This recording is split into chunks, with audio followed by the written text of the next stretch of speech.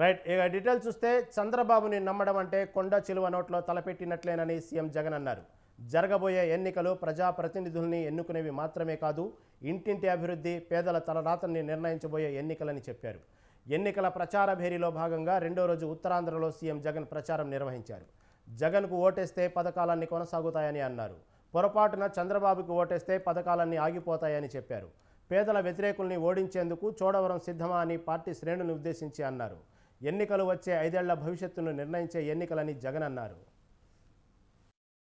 నమ్మటము అనంటే కొండ చిలువ నోట్లో తలకాయ పెట్టడమే అన్నది ప్రతి ఒక్కరూ కూడా జ్ఞాపకంలో పెట్టుకోమని కోరుతా ఉన్నా. ఆయన మాటలు చూస్తే ఒక్కొక్కసారి 14 ఏళ్ల ముఖ్యమంత్రిగా పరిపాలన చేసిన వ్యక్తి, ఆయన హయాంలో ఆయన ఏం చేశాడు, ఆ చేసిన మంచేమిటి అని ఆ మంచిని చూపించి ఓట్లు అడగాల్సింది పోయి ఆయన మీటింగ్ లో ఆయన చేస్తా ఉన్నది ఏమిటి అని అంటే జగన్ను తిట్టి తిట్టి తిట్టి తిట్టి తిట్టి తిట్టి తిట్టి పెడతా ఉంటాడు ఈ పెద్ద మనిషి చంద్రబాబు. నన్ను ఒక బచ్చా అంటున్నాడు ఈ మధ్య చంద్రబాబు నన్ను. అవును, ఓడిపోయే కాలం వచ్చినప్పుడు, హైదరాబాద్ కు వెనక్కి పోయే కాలం వచ్చినప్పుడు, పోయే కాలం వచ్చినప్పుడు విలన్లందరికీ హీరో బచ్చాగానే కనిపిస్తాడు. అయ్యా చంద్రబాబు, నువ్వు బచ్చా అంటున్న నేను ఇంటింటికి మంచి చేసి ఎన్నికల్లో ఒంటరిగా ధైర్యంగా